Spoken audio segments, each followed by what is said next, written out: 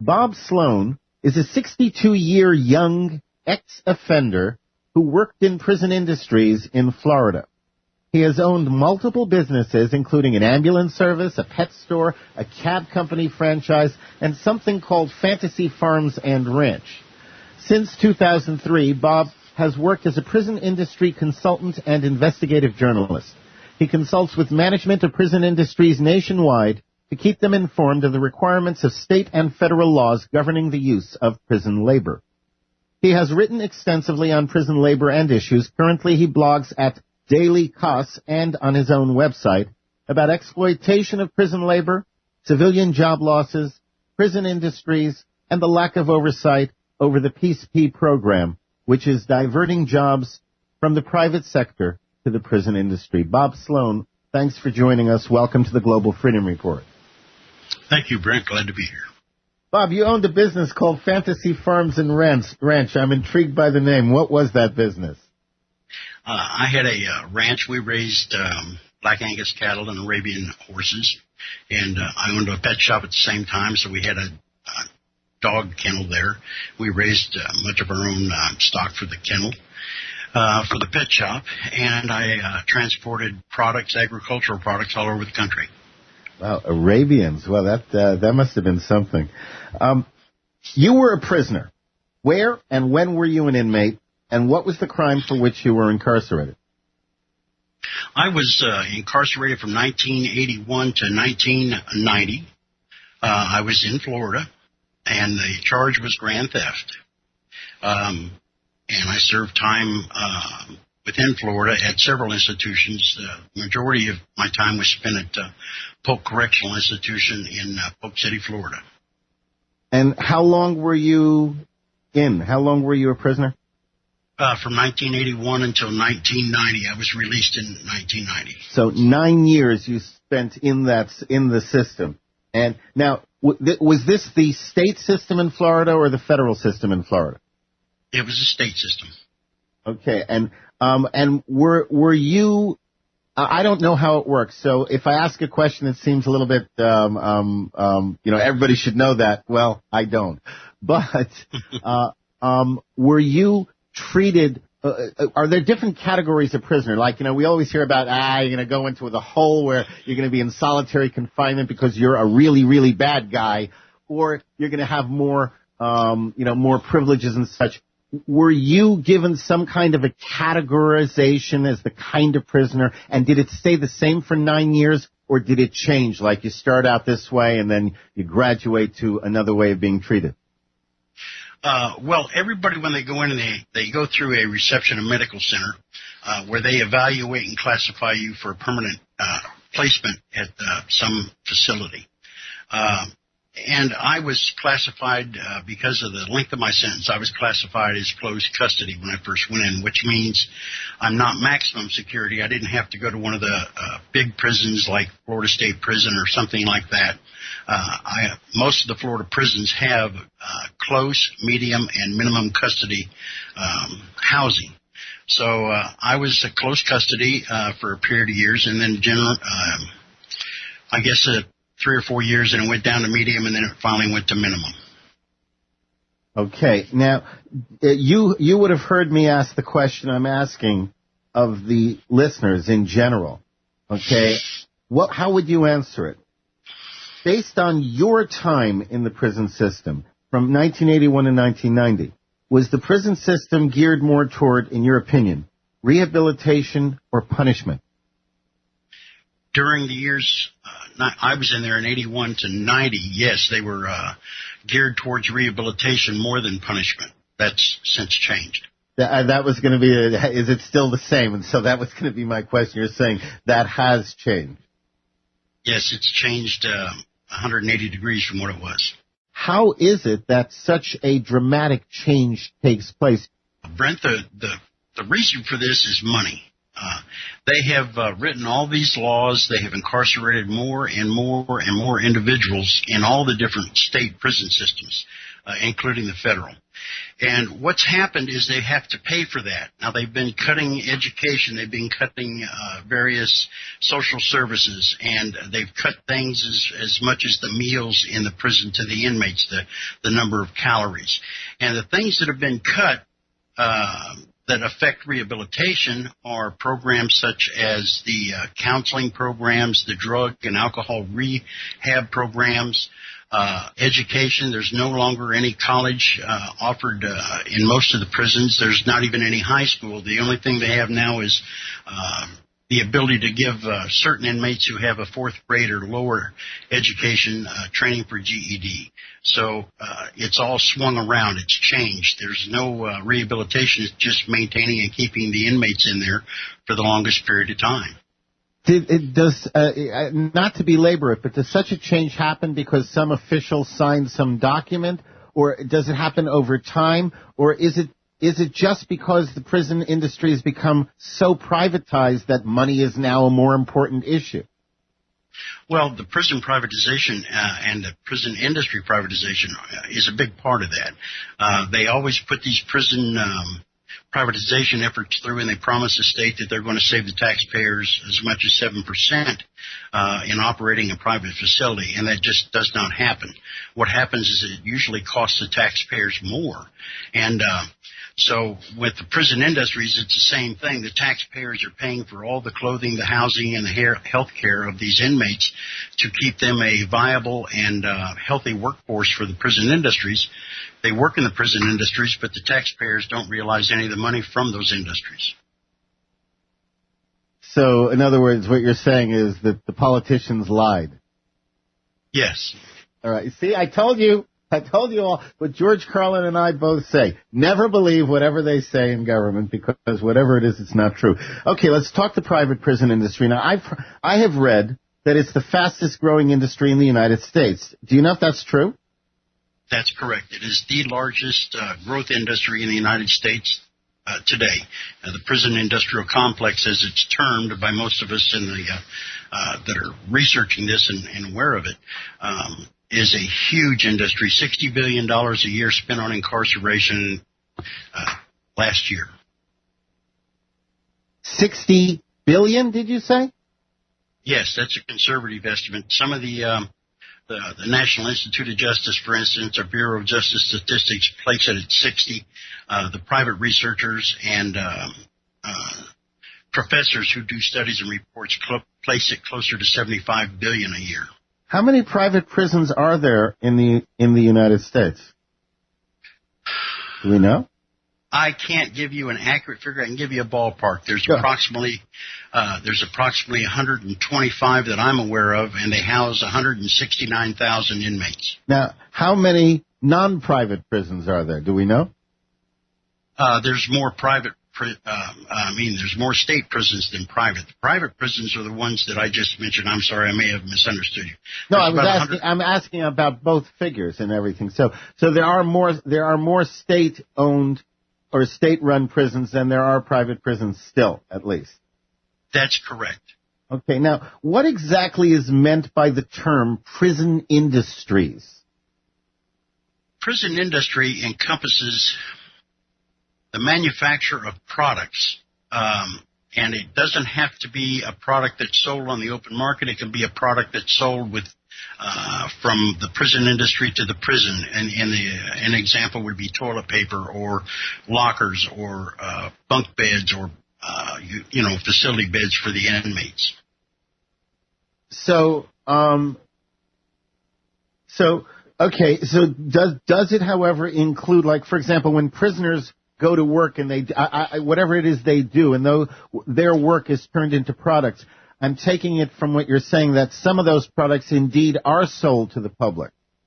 Yes, there's a vast number of them that are sold to the public. I think last year the gross sales of prison-made products is estimated by the Bureau of Justice Statistics at $2.5 billion. Now, again, I'm somewhat naive about this. Okay, but, if you look in the movies and everything, prisoners are always depicted as, making license plates. But making license plates is serving something in government. Something in government. It's a government function, so presumably in a government prison, they're doing something to serve the government. Somehow or other, that's less unjust than having somebody in prison and telling them they've got to do work for a private, profit-driven corporation. To what degree are prisoners no longer? I mean, do prisoners still do work that is designed to benefit specifically government, or is everything they're doing now all about privatization of labor? It's still they're still doing a lot of work for the government. For instance, they have inmates that are assigned to cook the food. They grow their own food in some of the state prison facilities now. They manufacture stuff that's used in the prison, cleaning materials, mattresses, pillows. They manufacture stuff for products for, say, your state office buildings, high-back executive chairs, low-back, desks, just a vibrant assortment of things, and a lot of printing. They do almost all of the state printing now. Most of the states have prison industry printers that have replaced a lot of the smaller local print shops. Now, how much are prisoners generally paid, or what is the pay range? This is an issue that a lot of people get confused on. In Florida, I'll use that as an example. Inmates have what they call two pay ranges. One is a standard prison wage, which is when they manufacture products that don't leave the state, or they're going to be shipped to another institution or to a government facility.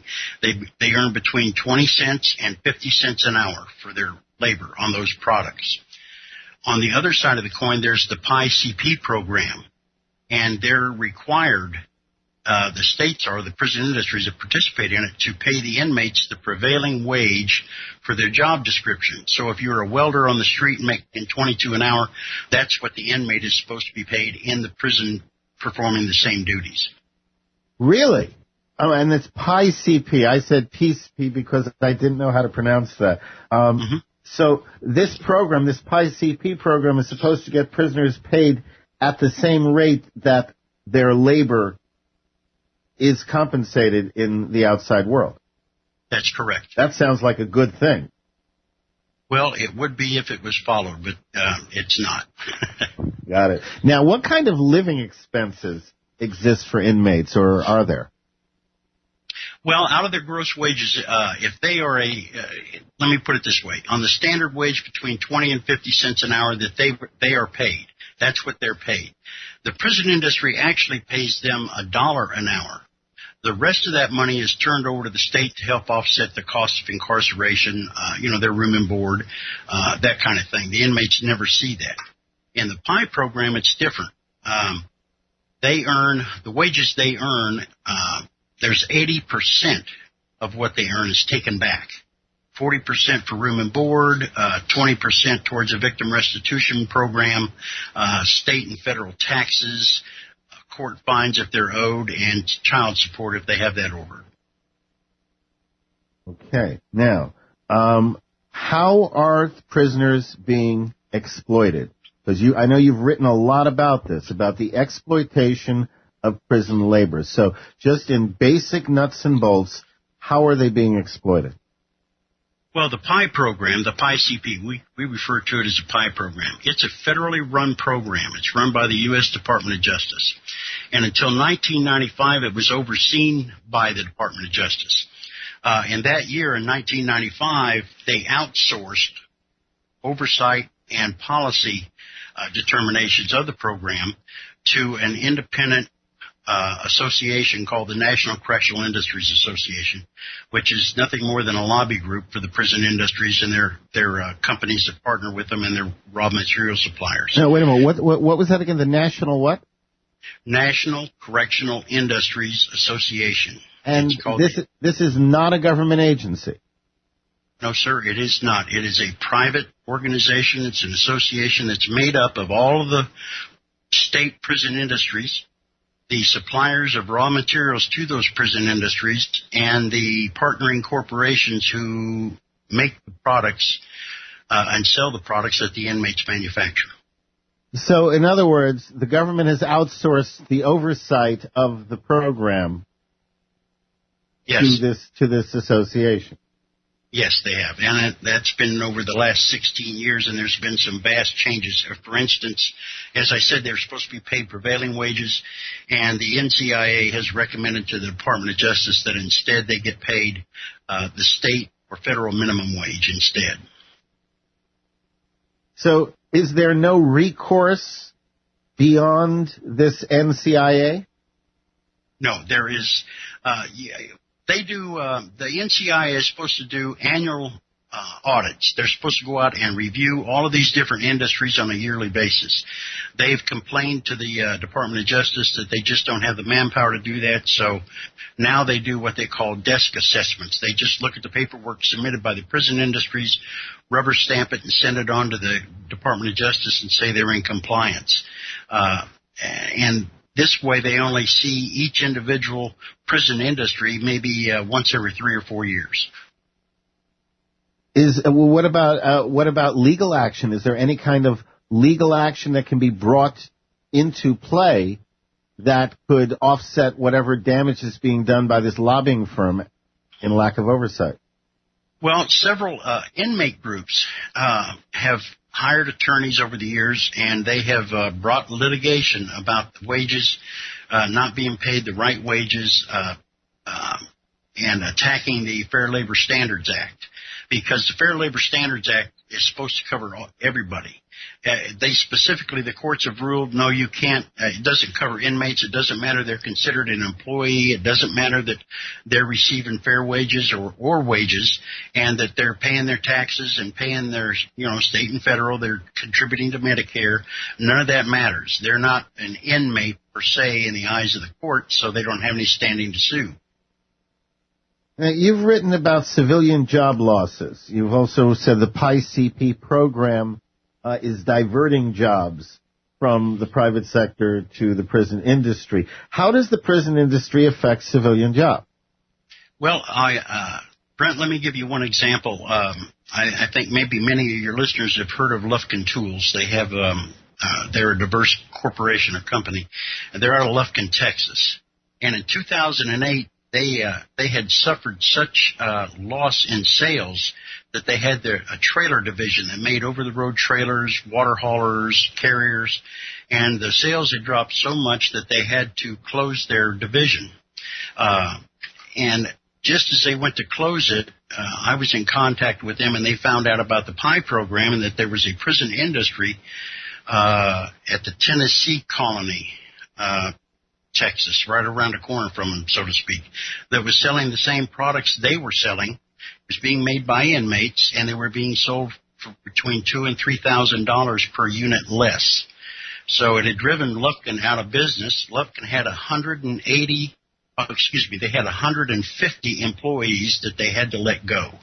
The inmates who were doing that work for the prison industry, there was only 50 of them. So 50 inmates replaced 150 private sector workers. So now, just a moment. You're saying that this product, that whatever it was it originally being sold to, just customers, or was it a government contract or what? Oh no, it's a PI. The PI program. No, I'm talking about the Lufkin people who had to close. Okay, were their clients like the general public, the business community, or were they like the government? Were they the government contract? No, Brent. They were selling to the general public, as was the PI program operation in the Texas prison. So they were definitely in competition through the private sector.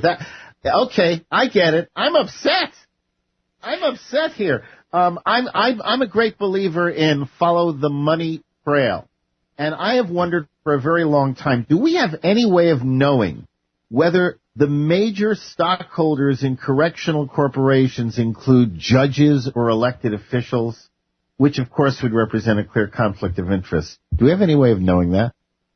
Well, I have. I can't think of yes, I can. I can think of the judge's name. Federal judge, his name was Ginsburg. I just happened to run across, in my research, one of his tax filings for, I think, 1998. And he listed down there his investments. One of his investments was with Fidelity Investments. Fidelity Investment is the number 2 investor in private prison operations in the country. There you go. There you go. My producer and I have had this discussion for many, many, many years. She's even, more on the bandwagon on this than am I, and that is that the privatization of the prison industry. I would just bet you we've said to each other for years. You got the judges in on it, you got the politicians in on it. I think you probably may have remembered back in Texas. I think it was 2008 when the prosecutor down there attempted to bring charges, I guess, for an indictment against Alberto Gonzalez and Vice President Dick Cheney about prison abuses in Texas. I don't know if you remember that or not. Oh, yeah, I do. Oh, yes, I do. The reason they went after them was that Vice President Cheney had $85 million invested in the Vanguard Group. And the Vanguard Group is the number 1 investment in private prisons. Really? Oh, is that? I didn't know that either. Oh, my. There's a lot of politicians out there and judges. There's a lot of people that are invested in it. We just don't have time. I want to know why these people aren't sitting in a Florida state prison for 9 years for grand theft. It's called sovereign immunity, Brent. Oh, I see. No, actually, I believe what Frederick Bastiat called it was legalized plunder. Same thing. That works too. I know you're a consultant for prison facilities. Do you consult just with private facilities, or do you actually do work with some of the public facilities? And, well, that's the first part of the question. Go ahead. Sure. I work with some public corporations, or private corporations, I should say, that are thinking about turning their operations over to the prison industries and partnering with them. And I tell them that if they do that, they're subject to lose their entire company. That's happened several times. They partner with these prison industries under this PI program, and the next thing you know, they've been pushed off the property and all their materials have been kept, and the prison industry continues to run the operation without them. Do you find a difference in dealing with private or public prison facilities in terms of both their attitude and towards the prisoners, and in terms of your ability to deal with them? I think, Brent, that the answer to that question is it depends on the jurisdiction. If, for instance, if they're in California and they have a private prison out there that's operating, they may run it a tight ship because that's what the oversight is from the Department of Corrections. If, on the other hand, it's in Florida, where there's been a lot of corruption down there involving prison industries and prison privatization, it's more lax. They're not really controlled well. The inmates aren't, therefore they aren't treated as properly as they should be. I think that was just demonstrated. There was an article in the paper here 2 days ago about the investigators for the state of Florida went to a GEO Group prison down there and couldn't even get anybody to answer the gate. They couldn't even get in to perform their inspection of the prison. Oh my! Well, I'm sure they didn't. I'm sure that did not make their day. Presumably, one would hope there would be consequences to that. Then again, are there really consequences when that stuff happens? Well, there should be. There should be. But Florida had Jeb Bush set up the Prison Privatization Commission to oversee the operations down there in Florida to make sure that they fell in compliance with all of the state regulations. And it was in operation for about 3 years. The first 2 directors resigned and got hit with ethics fines, and the third one went to prison for embezzlement. So they shut they shut down the commission. Well, there's definitely some poetic justice to that resolution. How can people find out more about this issue and the work you're doing on behalf of bringing this to the public's attention? Well, I have a website. It's called PIECP-violations.com. They can find much more about it there, or they can follow me on Daily Co's, and I blog there under my own name, Bob Sloan. And if they want, they can contact the Bureau of Justice Assistance and ask them about the PI program. And try to get some feedback from them. I can't get them to answer me, but they may answer. We get more and more people listeners involved, and then, they start to make some noise, and ultimately, hopefully, it gets some response. Bob Sloan, I want to thank you for spending this time and helping to enlighten me and the listeners, because you've been on the inside. You know what we can only speculate. Thanks a lot, Bob Sloan. www.piecp-violations.com.